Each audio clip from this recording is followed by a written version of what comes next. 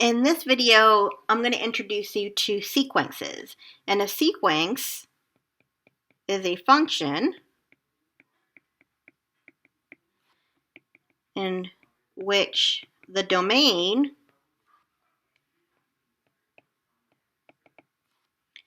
is the set of counting numbers.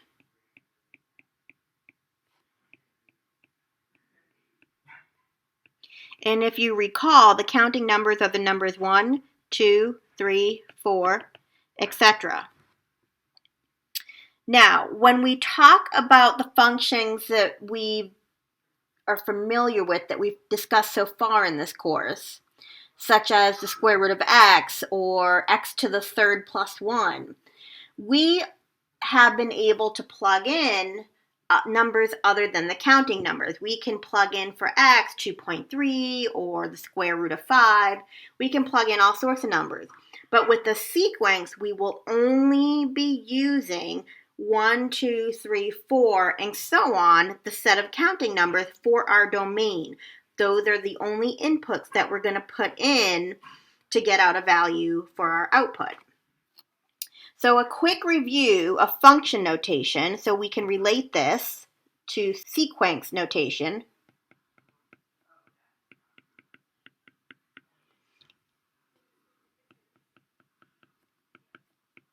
I'll use the example f of x is equal to 2x plus 1. F is the name of our function, and the name can change. So typically for a function we use f, h, or g. Those are the typical ones that we use. But we can name it whatever we want, and that letter in front of the parentheses with the x is the name of the function. Now inside here is our input, or a value from our domain.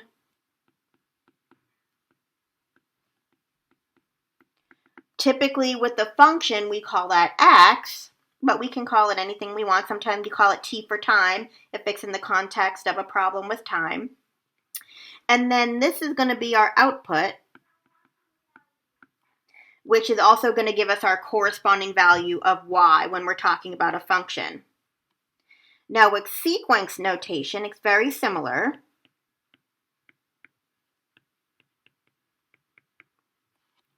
Just like functions, we have typical letters that we use for functions. We use f, h, and g a lot for functions. For sequences, we typically use a, b, or c. So a sequence might look like this. Instead of 2x plus 1, I use 2n plus 1. Now, the a here is the name of the function. We can call it bn or cn. Typically for sequences, we use a, b, and c. N is what we use like our x here in a function. We usually use x. In sequences, we use n, and that's going to be our input. And then, of course, this is our output. With a sequence, n will only be 1, 2, 3, 4, etc. Whereas in a function, our x in this example can be anything that we want. We can plug in 5.1, we can plug in negative 100.999. But with a sequence, the domain is just 1, 2, 3, 4, and so on. For the first few examples, I'm going to go through and show you how to determine the first few terms of the sequence. So in example 1, it says we're going to write the first 4 terms of the sequence. So that means we're going to find A1, A2, A3, and A4. So if I'm looking to find the first term of the sequence, that would be A1. So this is going to indicate what we're plugging in for n. So I'm going to plug in to our sequence here, 2 to the n plus 1, I'm going to plug in 1 for n. So I have 2 to the first plus 1, which will give me 3. So A1 is 3. Then for A2, that means I'm plugging in n is 2. So I'm going to plug in 2 for n, and I'm going to have 2 squared plus 1. That's going to give me 5. For A3, I'm going to plug in 3 for n, so I have 2 to the third plus 1. That's going to give me 9. And then A4, I'm going to plug in 4 for n, so that's going to give me 2 to the fourth plus 1, which will give me 17. So another way that you can write down your sequence, so we have an is equal to 2 to the n plus 1. We can also state our sequence like this with braces. Braces usually indicate that you're dealing with the sequence. And the other way you can write down your sequence is just listing the terms. I can list the first term, second term, third term, fourth term, and then I would write ... to indicate that the pattern continues to go on forever, but I chose to write down the first 4 of the sequence. So there are 3 ways that you can write that down. In example 2, we're going to do the same thing. We're going to find the first 4 terms of the sequence. So we're going to find A1, A2, A3, and A4. So I'm going to plug in n is 1 to find A1. So I have negative 1 to the power of 1 minus 1 times 5. 1 minus 1 in the exponent would give me 0. And negative 1 to the power of 0 is 1. So I have 1 times 5. So A1 is just 5. Now I'm going to plug in 2 for n. So I have negative 1 to the 2 minus 1 in the exponent times 5.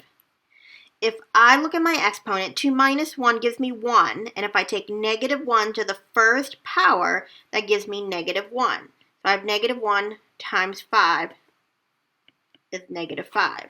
So here's my A2. A2 is negative 5. When I plug in 3 for n,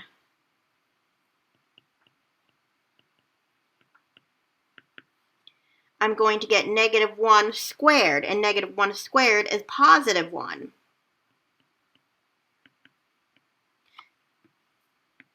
So A3 is positive 5. And if I continue to do this, when I take negative 1 to the third power, that gives me negative 1 times 5, which gives me negative 5. So there are my first 4 terms of the sequence. And if I want to write them down in the braces, I could write down 5, negative 5, 5, negative 5, and then write the ... to show that that pattern continues. Now, when your terms alternate signs, so notice in A1 I got a positive, A2 I got a negative, A3 I got a positive and then a negative, and then A5 is going to be positive 5 if I repeat the pattern. When each term changes sign like that, that is called an alternating sequence. And with an alternating sequence, you are always going to see that you have negative 1 raised to some power, and that's what causes it to alternate between negative and positive 1.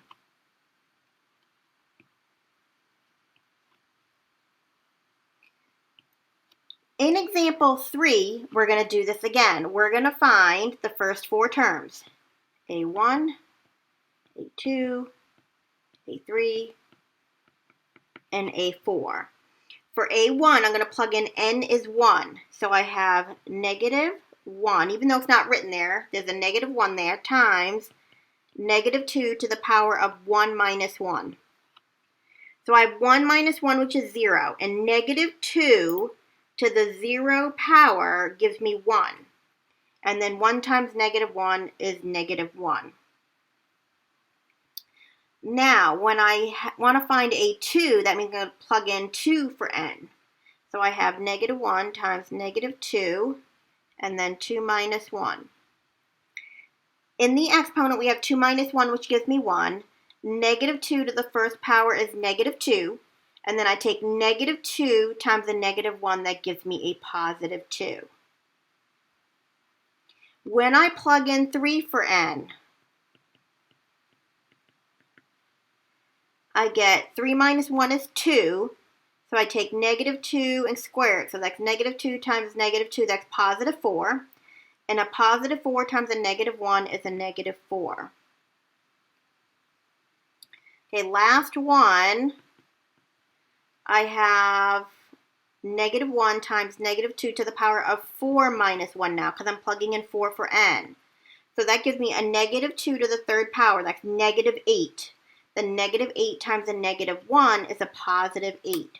So here are my first 4 terms. And if I want to write them in my braces as a set,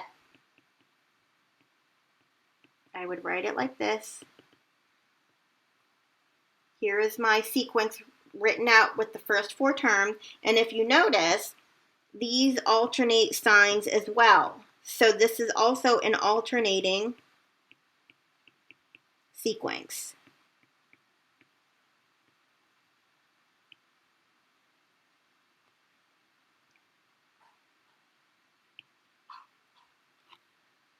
Okay, last example of writing out terms. In this one, we're going to find the first 6 terms.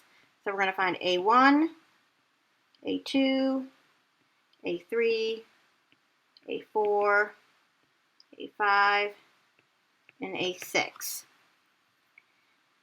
So this is a piecewise sequence because there are 2 parts to it, and we're going to choose which part we're going to use to write out that term in the sequence depending on what my value of n is. For A1, that means I'm going to use n as 1. And in this piecewise sequence, it tells me if n is odd, then I use 3 to the n. So 3 to the n, in this case n is 1, I would have 3 to the first, which is 3. So anytime n is odd, we're going to use 3 to the n. So we're also going to use this for A3 and A5. So if I plug in 3 to 3 to the third, that gives me 27. And if I plug in 5, 3 to the fifth, gives me 243. Now it says whenever n is even, we're going to use this first rule, negative 2 to the power of n plus 1. So we're going to use that for 2, 4, and 6. So when I plug in for A2, or the second term, when I plug in n is 2, I'm going to get negative 2 squared, which is positive 4, and 4 plus 1 is 5. So the second term is 5. Then for A4, I'm going to plug in 4 for n, so I'm going to use the first rule. Negative 2 to the fourth is 16, plus 1 is 17. And then the last one, I'm going to plug in 6 for n. I'm going to take negative 2 to the power of 6, that gives me a positive 64, and when I add 1, that gives me 65. Okay, now in the next few examples, we're going to be working backwards, where we're given the terms and we need to come up with the rule for the sequence. And this is called finding the nth term because we are trying to find the general rule. That's your AN. So we need to find that pattern and come up with some kind of expression that represents these numbers. So when I plug in 1 for this sequence for n, I got to get out 9. When I plug in 2, I got to get out 12, etc. So if you notice in this pattern, it goes up by 3. I keep adding 3. When it's a constant change, when you keep adding or subtracting the same value to get the next value or the next term in the sequence, that's going to be a linear pattern. So you need to think back in terms of mx plus b. Your slope would be that constant change. Every time I plug in the next n, I go up 3. My slope is going to be 3, and instead of using x, we're going to use n here because we're using sequences. However, I want to be able to plug in 1 for n and get out 9, because 9 is my first term. Well, if I plug in 1, that gives me a 3 for the first term, and that's not going to cut it. So in order to bump it up to 9, I'm going to add 6. So now when I plug in 1, I get 3 times 1, which is 3, add 6, I get 9 for my first term. Then when I plug in 2, I got to get out 12. So when I plug in 2, I get 3 times 2 is 6. 6 plus 6 is 12. It works. Okay, the next one is tricky. I want to plug in 1 and get out 2. I want to plug in 2 and get out 5. I want to plug in 3 and get out 10. Well, this pattern that I'm noticing here is this. Whatever the n is, you square it and add 1. Because 1 squared is 1, and when I add 1 to that, it gives me 2. 2 squared is 4. When I add 1 to that, I get 5. 3 squared is 9. When I add 1 to that, I get 10. So for this one, my nth term is going to be n squared plus 1. In example 3, to find this pattern, I noticed that all of these values here, ignoring the negative signs, but all of the numbers without the negatives are powers of 2. So 1 is 2 to the 0. 2 is 2 to the first. 4 is 2 squared. 8 is 2 to the third. 16 is 2 to the fourth. And 32 is 2 to the fifth. These are all powers of 2. So I want to have in my a to the nth term, I want to have 2 to some power. Now here's the thing, I can't write it as 2 to the n because I want to plug in the first term. For 1, I should get out 1, ignoring the negative sign for a second. If I plug in n is 1, I want to get out 1. If I plug in 1, I want to get out 2. So it's 1 power less than the term. Notice if this is term 2, I'm using a power of 1. If this is term 1, I'm using a power of 0. This is term 3, but I'm using a power of 2. So for my exponent, I'm going to write it as 2 to the n minus 1. Now, because it alternates positive and negative, this is going to be an alternating sequence.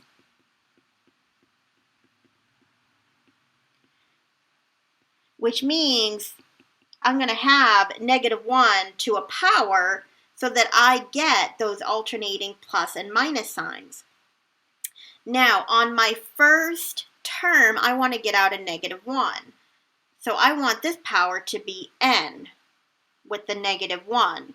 So when I plug in 1 is n, I get a negative 1. When I plug in 2 for n, that would be a negative 1 squared, and it would become positive. If I wanted my first term to be positive and my second term to be negative, then I would also have to make that minus 1, I would also have to make that to the power of n minus 1 as well to shift those positive and negative signs. Okay, last example. I think this one is fairly easy. I want to plug in 1 and get out a half. I want to plug in 2 and get out 2/3. I want to plug in 3 for n and get out 3/4. And I want to plug in 4 for n and get out 4/5. Notice my value of n is always on the top. So when I plug in n is 1, 1 is going to be on the top. When I plug in n is 2, 2 is going to be on the top. Whatever's on the bottom is 1 more than what's on the top. So the bottom of my fraction is going to be n plus 1. And there's my nth term for that sequence in example 4.